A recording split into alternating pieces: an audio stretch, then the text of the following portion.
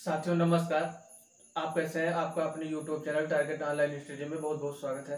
साथियों कुछ दोस्तों की ये मांग थी कि वैद्युत विभवांतर एक बार फिर से समझाया जाए।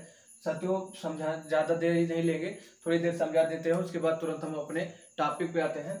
तो जो वैद्युत विभव था हमने आपको बताया था कि कोई वैद्युत क्षेत्र में एक आवेश एक बिंदु है, अनंत से मान लीजिए कोई अनंत से एक आवेश को यहाँ तक लाने में क्यू आवेश या क्यू नॉट आवेश को अनंत से इस वैद्युत क्षेत्र के अंदर इस बिंदु तक लाने में जो कार्य करना पड़ता है, अर्थात जो कार्य करना पड़ता है किसको लाने में, आवेश को, वही क्या होता है, विभव होता है। ठीक है, यदि विभवांतर की बात की जाए तो हमने बताया था आपको कि कोई बिंदु है तो यहाँ से यहाँ तक किसी आवेश को, अर्थात मान लीजिए क्यू आवेश यहाँ है, इसको यहाँ से यहाँ तक मान लीजिए ए बिंदु से बी बिंदु तक ले जाने में जो कार्य करना पड़ेगा वो क्या हो जाएगा, विभवांतर हो जाएगा।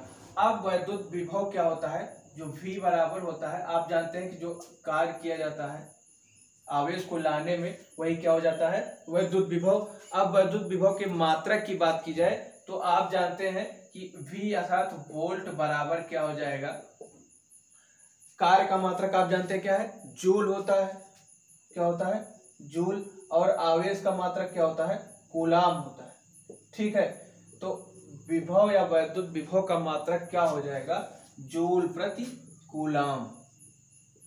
ठीक है, जूल प्रति कूलाम। अब इसकी यदि विमीय सूत्र की बात की जाए, किसकी, वैद्युत विभव की, तो विमीय सूत्र देखिएगा कैसे निकलेगा।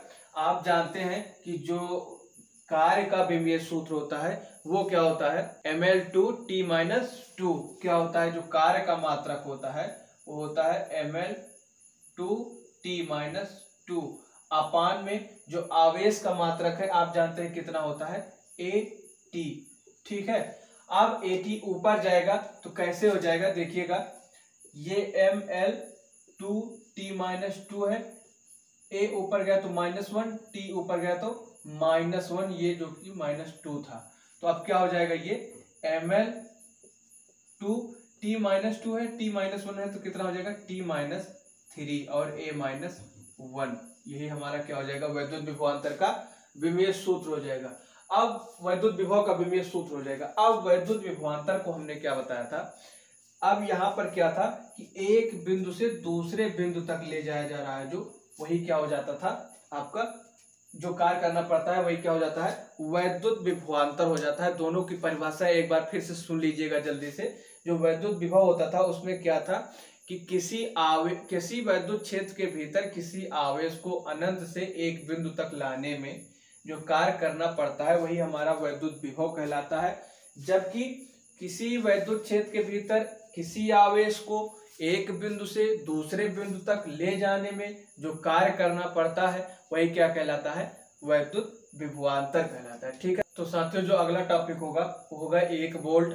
तो 1 वोल्ट की पहले परिभाषा देख लीजिएगा।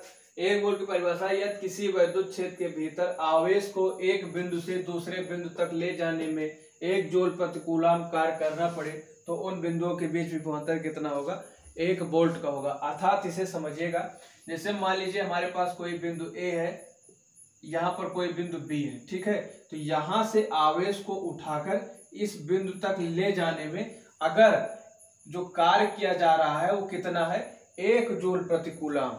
अर्थात जो आवेश है वो एक आवेश के पीछे कितना कार्य करना पड़ रहा है, 1 जूल कार्य करना पड़ रहा है। तो जो आवेश को यहाँ से यहाँ तक ले जाने में अगर 1 जूल प्रति कूलाम कार्य किया जा रहा हो तो टोटल इन दोनों के बीच जो विभवांतर उत्पन्न होगा, जो विभव उत्पन्न होगा, जो विभवांतर उत्पन्न होगा वो कितना होगा, 1 वोल्ट का होगा। इनके बीच जो विभवांतर उत्पन्न होगा वो कितना होगा, 1 वोल्ट का होगा। फिर से समझिएगा, मान लीजिए आवेश को बिंदु A से बिंदु B तक ले जाने में कितना कार्य करना पड़ रहा है, 1 जूल प्रति कूलाम। तो इनके बीच जो विभवांतर उत्पन्न होगा वो कितने का होगा, 1 वोल्ट का। अर्थात यदि हम कहें कि 1 वोल्ट बराबर कितना हो जाएगा, 1 वोल्ट बराबर तो क्या हो जाएगा, 1 जूल प्रति कूलाम। ठीक है साथियों, इसे आप जरूर लिख लीजिएगा। देखिए एक बार फिर से समझिए, 1 वोल्ट की परिभाषा है, यदि किसी वैद्युत क्षेत्र के भीतर आवेश को एक बिंदु से दूसरे बिंदु तक ले जाने में, अर्थात A से B तक ले जाने में 1 जूल प्रति कूलाम कार्य करना पड़े, अर्थात जो कार्य किया जा रहा है इनके बीच में 1 जूल प्रति कूलाम कार्य हो रहा है, तो इनके बीच जो विभवांतर उत्पन्न होगा वो कितने का होगा, 1 वोल्ट का विभवांतर उत्पन्न होगा, अर्थात 1 वोल्ट बराबर 1 जूल प्रति कूलम। साथियों यदि कहीं भी दिक्कत हो आप कमेंट सेक्शन में प्रश्न जरूर पूछें। मिलते हैं अगले वीडियो में, तब तक के लिए नमस्कार।